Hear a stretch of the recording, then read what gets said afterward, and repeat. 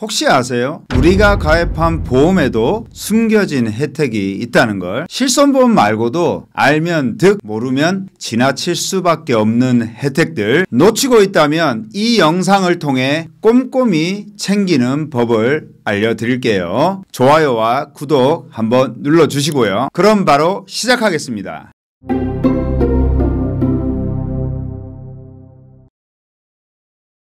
안녕하세요. 보험 전문가 사남매 아빠입니다. 제가 만난 보험 고객 대부분은 자신이 이미 가입한 보험을 잘 활용하는 방법에 대해 말씀드리는 걸 더 좋아했어요. 새로 나온 상품 얘기보다는요. 보험은 시골집 된장처럼 묵혀두는 게 아니죠. 필요할 때마다 그때그때 사용하는 게 보험이죠. 보험을 잘 사용해야 하는 건 알겠는데 모르면 못 쓰게 됩니다. 내 집 마당에 고급 자동차가 있어도 운전할 줄 모르면 마당만 차지하는 꼴이랄까요? 자, 그럼 숨겨진 혜택 4가지 시작하겠습니다. 첫 번째, 가족이 실종되면 받을 수 있는 보험금이 있다? 네, 가족이 실종되어 생사가 불확실하고 일정 기간이 지나 조건이 맞으면 보험금을 받을 수 있습니다. 물론 보험에 재해사망, 상해사망 특약이 있는 분들에 한해서요. 일반 상해사망 내용입니다. 이 동일한 내용이 보통약관에도 적혀 있습니다. 여기에 나오는 실종도 사망으로 인정한다는 내용인데요. 첫 번째, 실종 신고를 받은 경우 법원에서 일정한 실종 기간이 끝나는 때에 사망한 것으로 봅니다. 두 번째, 관공서에서 수해,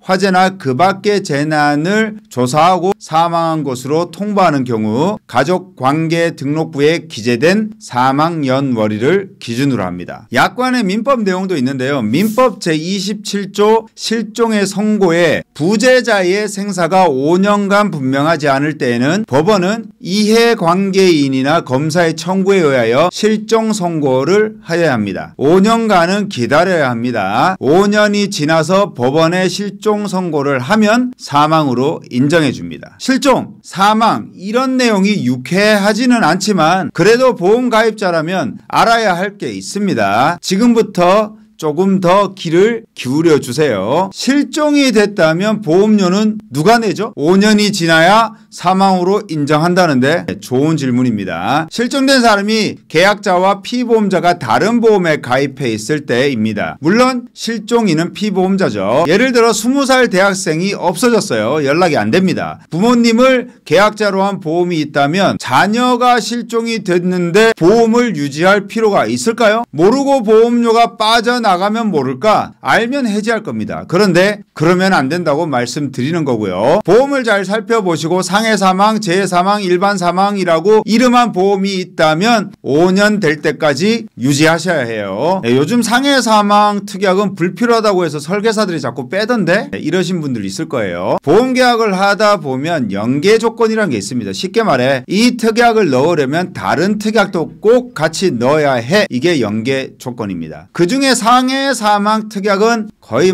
단골 손님이죠. 그래서 가입 금액도 1, 2억을 넘기는 경우도 많이 봅니다. 즉 사망 선고가 되면 보험금으로 가입 금액만큼 받으니까 유지하셔야 하죠. 실종된 가족을 애타게 기다리며 삶이 얼마나 힘드셨을까요? 힘든 걸 견딘 분들에게 보험을 통해 받을 최소한의 위로가 아닐까요? 다음, 보험계약자가 실종인 당사자라고 해도 담당 보험 설계사가 찾아가서 보험을 꼭 유지하라고 권면 드려야 합니다. 가족들에게요. 또 27조 2항에 보면 선박의 침몰, 항공기 추락 등으로 시신을 못 찾는 사고는 사건이 종료된 후 1년이 지나면 사망한 것으로 간주합니다. 이런 불미스러운 사고를 당하셔도 최소 1년 이상은 유지하셔야 상해사망, 재해사망 보험금을 받을 가능성이 있어요. 알면 받고 모르면 못 받는 보험금이죠. 두 번째, 피보험자도 보험계약을 해지할 수 있다 입니다.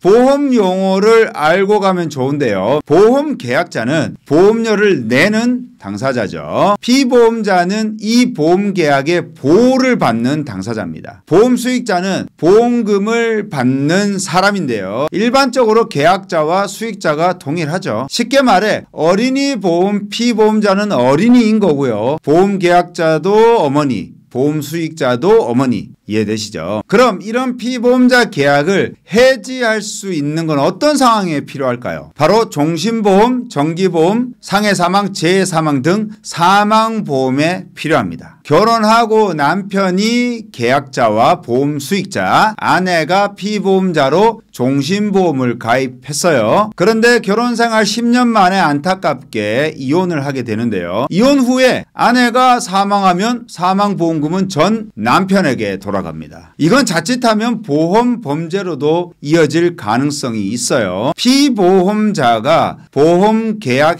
해지가 가능하다는 거 꼭 알고 있어야 할 보험의 기능입니다. 제32조 2항의 사망을 보험금 지급 사유로 하는 계약에서 서면으로 동의한 피보험자는 계약의 효력이 유지되는 기간에는 언제든지 서면 동의를 장래를 향하여 철회할 수 있으며 약관에 잘 나와 있어요. 본 광고는 심의 기준을 준수하였으며 유효기간은 심의일로부터 1년입니다.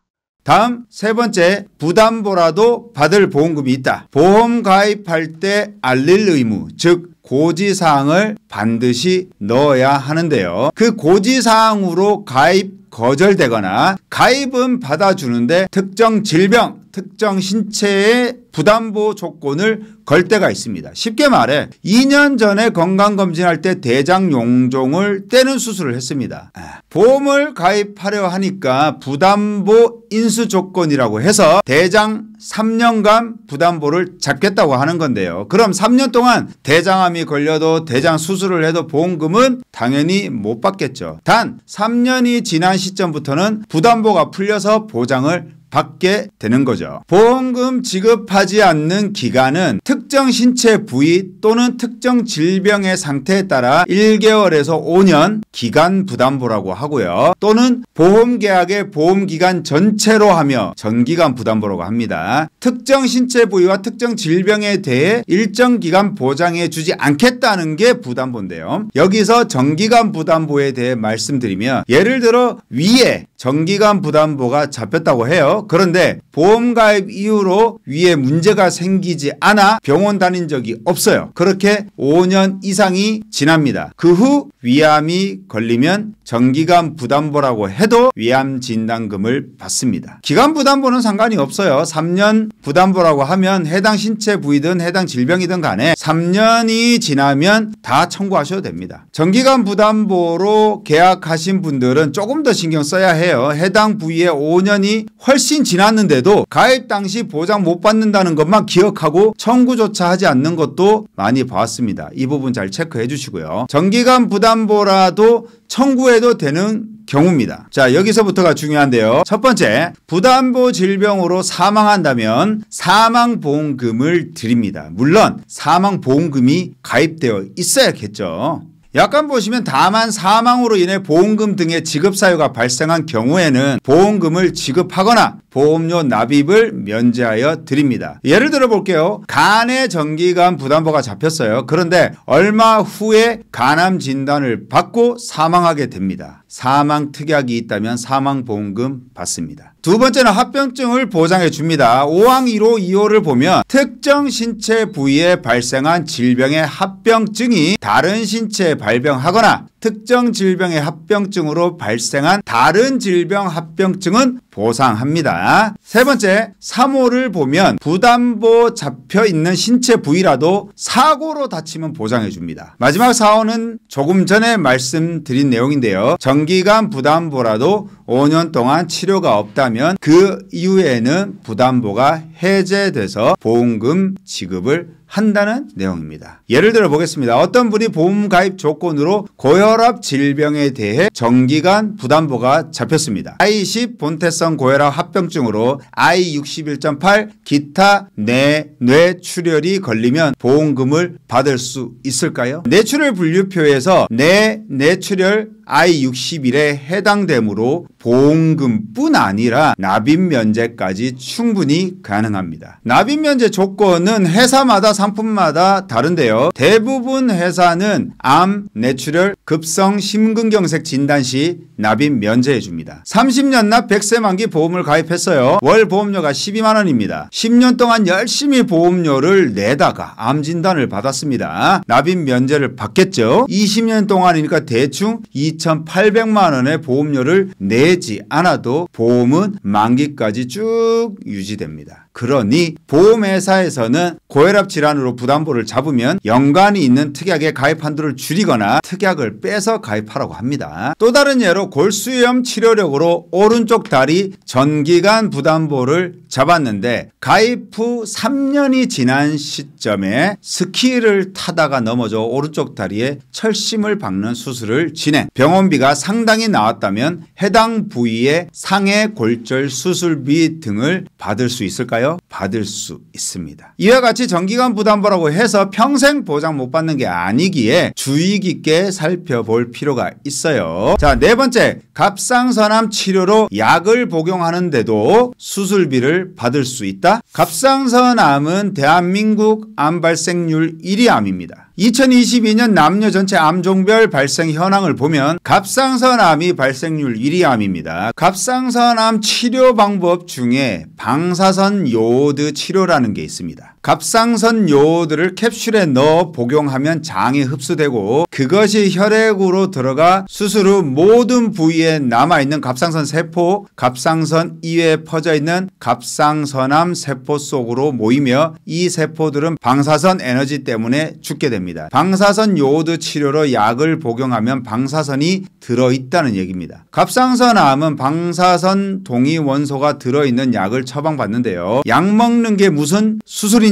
할 수 있는데 1호종 질병 수술비 약관을 보시면 달라집니다. 1호종 질병 수술비 약관을 보시면 알 수 있습니다. 수술 분류표를 보시면 60일 동안 총 방사선 피폭량이 5,000 라드를 넘으면 3종 수술비로 수술비를 줍니다. 5,000 라드가 넘는지 어떻게 아냐? 네, 담당 의사 선생님은 알고 계세요. 꼭 놓치지 말고 수술비 보험 받았으면 합니다. 이번 영상을 통해서 종합보험에서 놓쳐서는 안 될 혜택 4가지를 설명드렸습니다. 첫 번째, 실종된 가족도 사망보험금 청구가 가능하다. 두 번째, 피보험자도 계약을 해지할 수 있다. 세 번째, 정기간 부담보라도 받을 수 있는 보험금이 있다. 네 번째, 갑상선 치료약을 복용해도 종수술비를 받을 수 있다. 이 4가지 사항은 잘 기억해 주셔야 하고요. 보시는 바와 같이 사남매 아빠는 32개 전 보험사 상품 가격뿐 아니라 약관까지 꼼꼼히 비교하고 있습니다. 고객에 맞는 맞춤 설계가 가능하다는 얘기고요. 보험료가 비싸서 고민이시거나 보험 리모델링을 원하시면 언제나 편하게 연락 주세요. 좋아요와 구독도 부탁드리고요. 감사합니다.